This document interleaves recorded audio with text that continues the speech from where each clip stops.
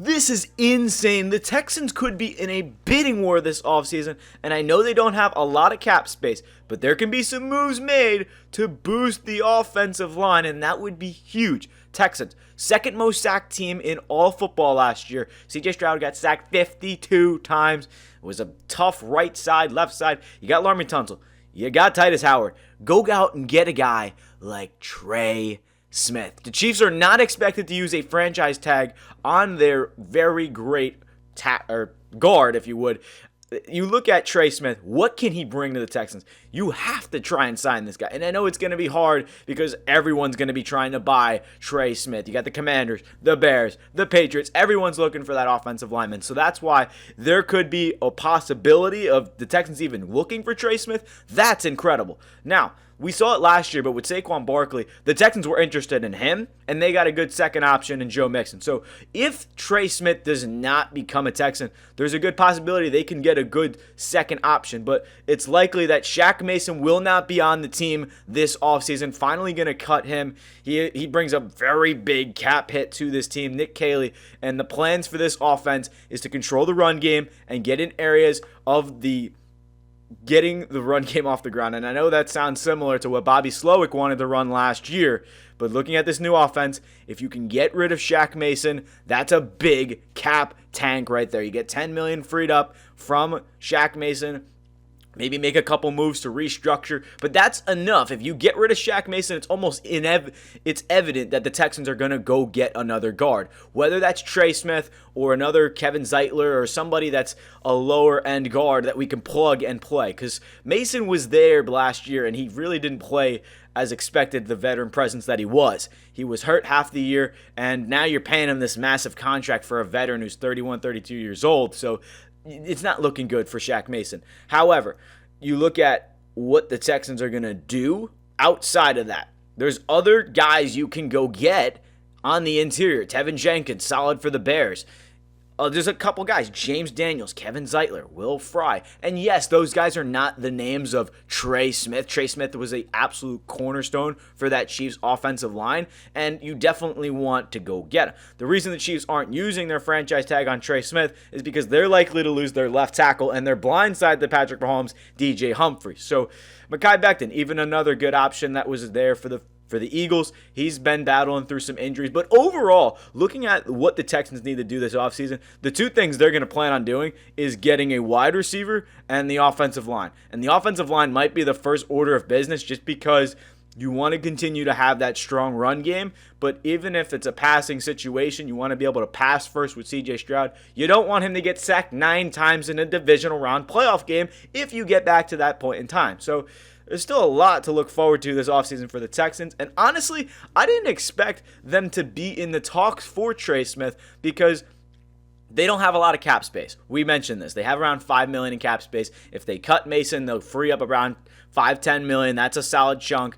And to have $15 million, to be able to go out and try and pursue guys like Trey Smith, T. Higgins. And I mentioned the Saquon Barkley thing mainly because I don't actually think they can get Trey Smith because the bidding war is going to go up. And teams are going to want an offensive guard so badly, especially Trey Smith. I'm sure the Bengals are interested. I'm sure a lot of teams want him. So it's kind of the similar situation last year where the Eagles paid Saquon Barkley, but it was worth it, right? You want to go out and get a guy like this. I'm curious to see how Texans fans react. What do you guys think? Do you want Trey Smith to come to this team?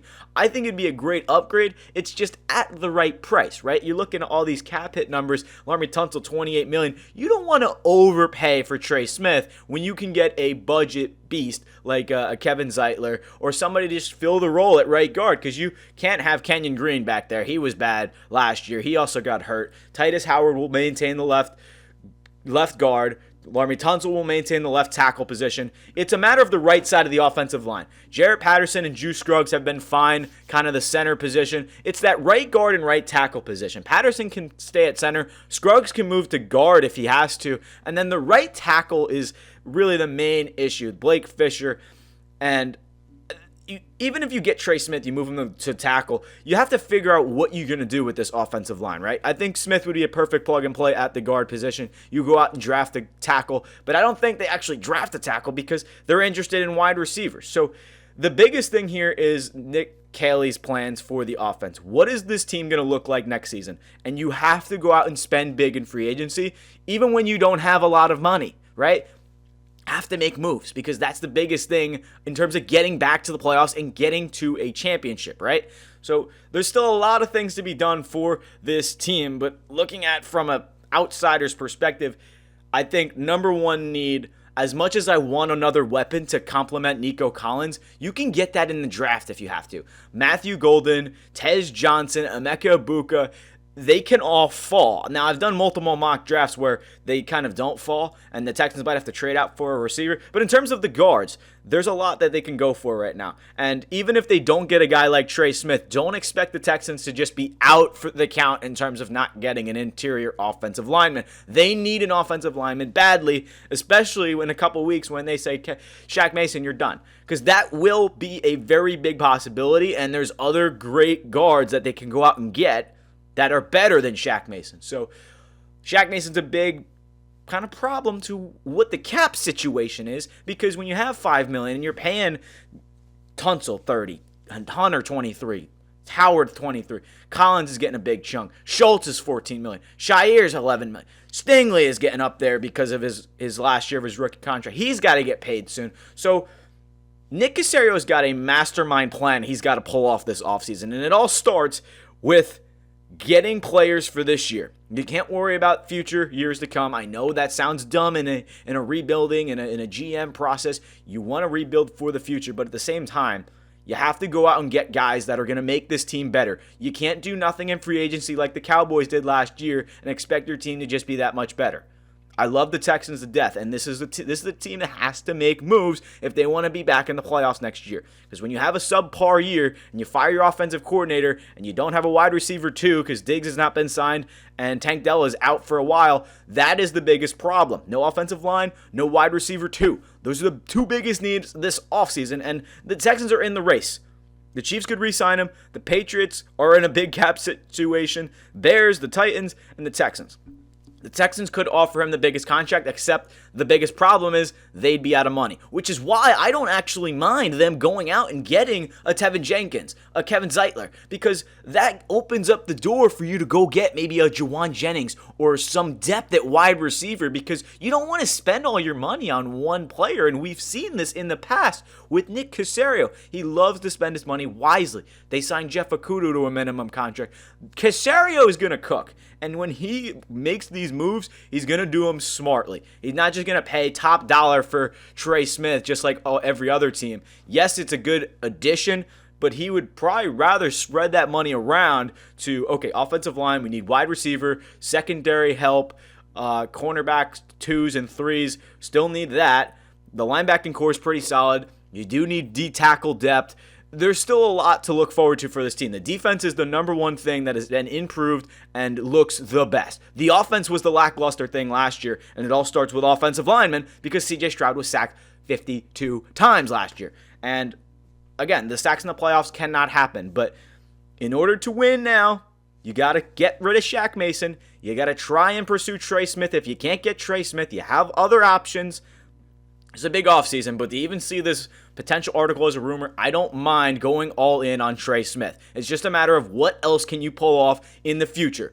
Can you sign another wide receiver? Can you draft another wide receiver? Can you fill the right tackle role in Blake Fisher in his second year? Because I don't trust him to be the starting tackle. So there's just a lot of things that are still question marks for the Texans, especially, midway through February, kind of close to that March zone. So we're getting to the nitty down below in terms of the free agency and the offseason of football, and it's just going to be a fun offseason. The Texans aren't going to be that team that lays down, and just because they have no money, they're going to make some moves. Caserio's going to restructure some contract, and it's going to be a fun offseason. Now, I went back and forth on this because I don't know if the Texans make any moves, but if they don't, they're not going to be a great team next year, and I say that with all confidence in this team. But if they have the same team as last year, and it's just Nico Collins, you don't re-sign Stephon Diggs, it's going to be a lackluster effort. And when you have analysts giving this team a B grade for the season that they had, you want to try and say, hey, we're the Texans. We had a good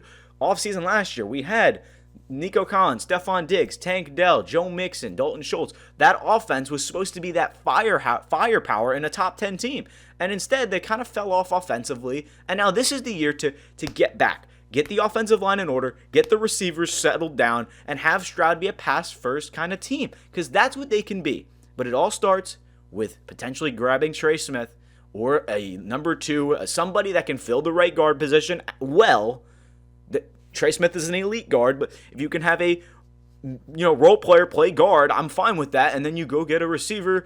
There's a lot to do. So thank you everyone so much for watching. So let me know your thoughts on Trey Smith in the comments. Do you want Trey Smith? Do you think Caserio should spread the money around? Do you think they should go all in on T. Higgins? What would you do if you're the Texans GM in Nick Caserio? So thank you everyone so much for watching. Going to get some future videos posted in terms of free agency. It is going to be a frenzy.